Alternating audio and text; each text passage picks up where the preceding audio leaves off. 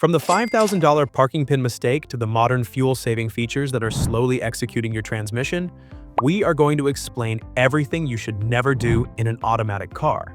There is even one innocent habit you likely do every morning that is silently destroying your gearbox right now. Let's start with the most common way people destroy their hardware: shifting from drive to reverse while the car is still rolling. We see this every day in parking lots. You're in a hurry, you back out, and while you're still rolling backward at 2 or 3 miles per hour, you jam it into drive. Here is the physics of why that is catastrophic. Inside your transmission, you have a heavy component called the planetary gear set. When you are rolling backward, that mass is spinning in one direction. When you shift to drive, you are asking a series of hydraulic clutches and bands to instantly grab that spinning mass and force it to spin the opposite way. When you shift without stopping, you are using your transmission gears as brakes. This puts a massive shock load on the output shaft and the splines. Do this once and you might get away with it. Do it daily and you will shear the metal splines right off the shaft. Next, we have the hill parking mistake. You pull up on an incline, you throw the car into park, and you take your foot off the brake. The car rolls a few inches, bounces, and locks. That bounce is the sound of your transmission screaming. When you put a car in park, you aren't engaging the brake. You're dropping a small metal pin about the size of your pinky finger, called a parking Pawl, into a notched ring on the transmission output shaft. If you don't use your handbrake or emergency brake first, you are forcing that tiny pin to hold the entire 4,000-pound weight of your vehicle against the pull of gravity. Over time, this stretches the linkage and can snap the Pawl entirely. If that pin breaks, your transmission essentially explodes internally.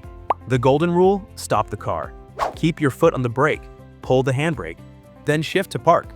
Let the brakes hold the weight, not the transmission. Then there is the neutral drop.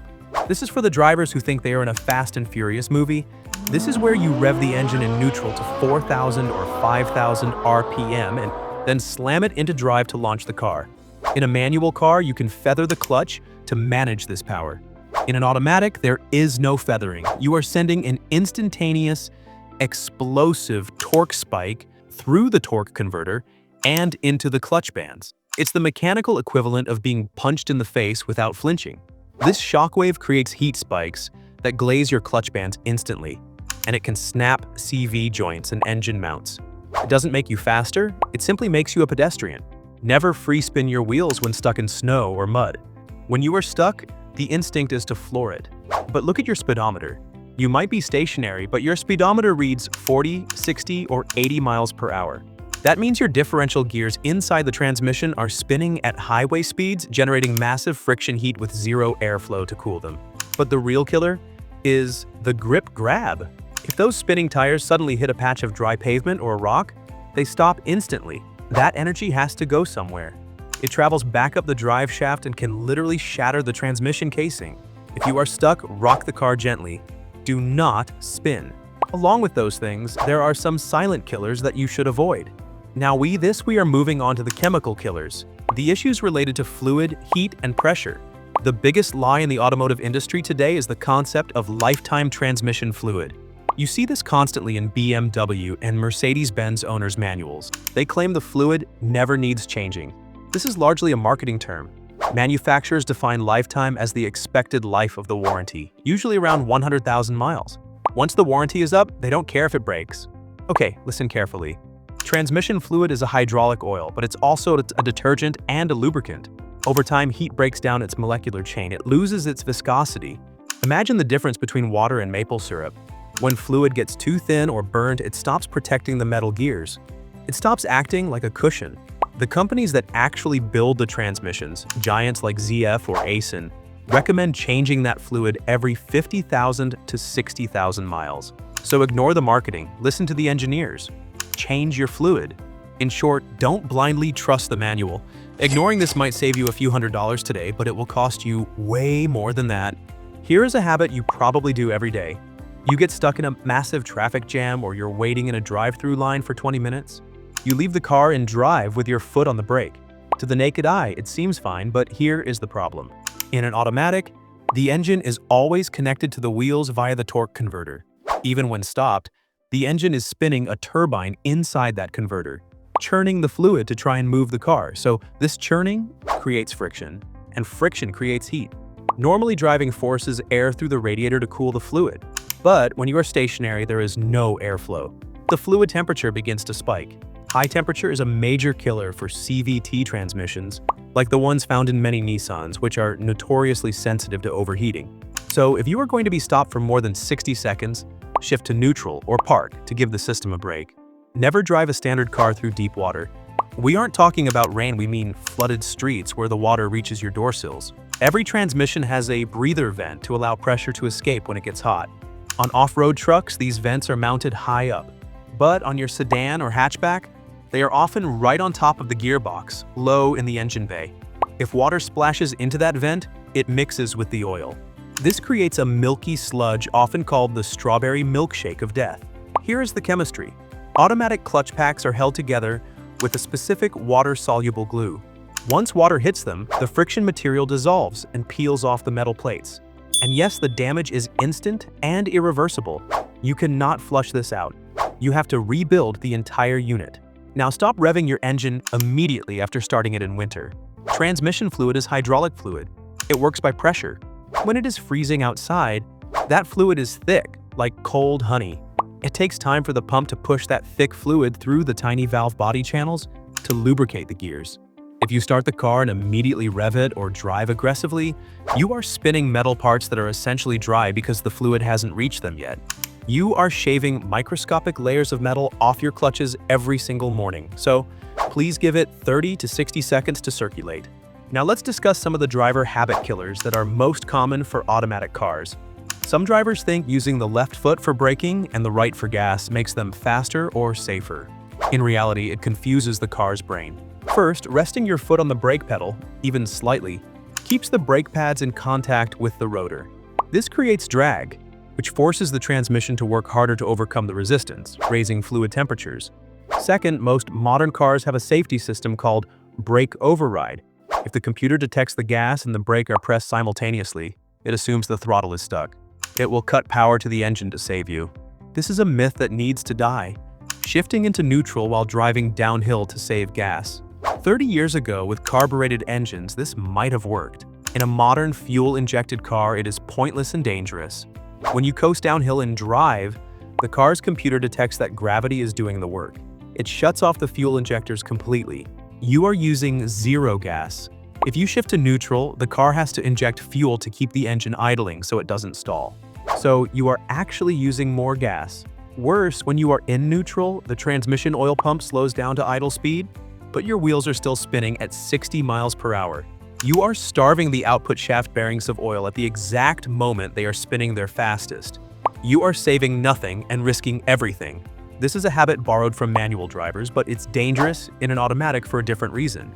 While resting your hand won't grind the gears like in a manual, it will wear out the plastic bushings in your shifter assembly over time, leading to a loose or sloppy stick. But the real danger is accidental engagement. In many modern cars, bumping the stick to the left or right engages manual mode, or sport mode, without you noticing.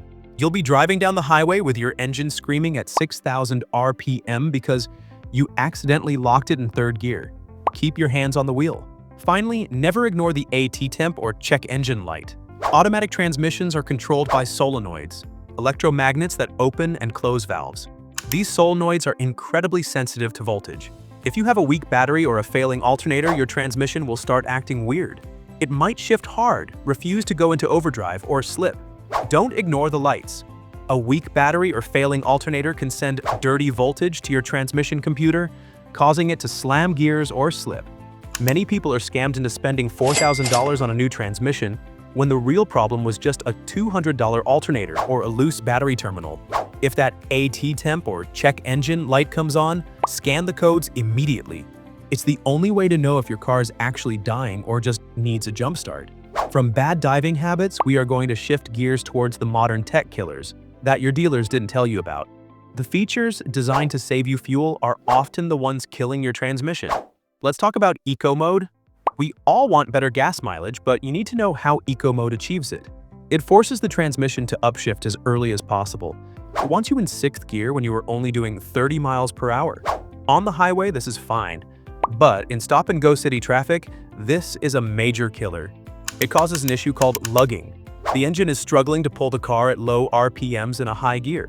This sends massive vibrations through the drivetrain and puts extreme load on the torque converter lockup clutch. Always turn your Eco Mode off while climbing a hill or driving in heavy traffic.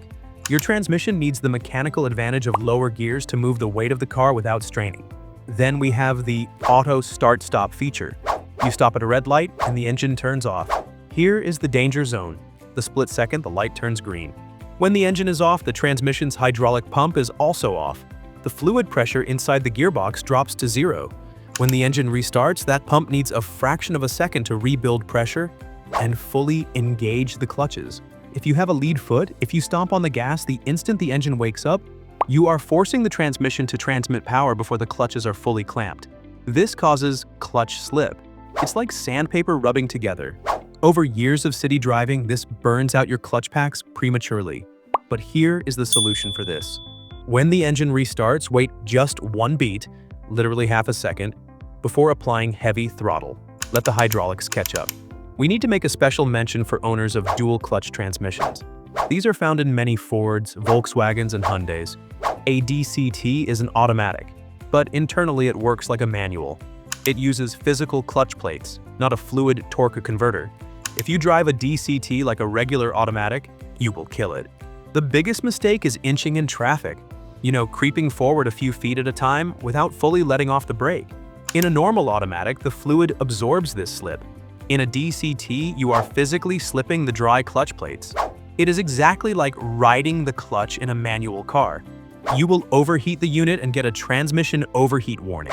In a DCT, either be stopped or be moving, so a big no-no to this. Finally, here is a billion-dollar tip that saves your transmission from the outside. Never drive with mismatched tires. If you get a flat tire and put on the donut spare, you need to drive slowly and for a short distance. Why? Because the spare tire is often smaller than your regular tires. This means the spare tire has to spin faster to cover the same distance as the full-size tire on the other side. Your transmission's differential is designed to handle this for corners, but not for 50 miles of highway driving. Driving long distances with mismatched tires forces the differential gears to spin furiously, turning the gear oil into sludge. If you must use a spare on a drive axle, keep your speed low and get it fixed immediately. Now, I want to hear from you. What did you think of this list? Did we miss any major transmission killers? Drop your thoughts in the comments and let me know what topic you want us to cover next. If this video saved you some cash, hit that like button and subscribe for more videos.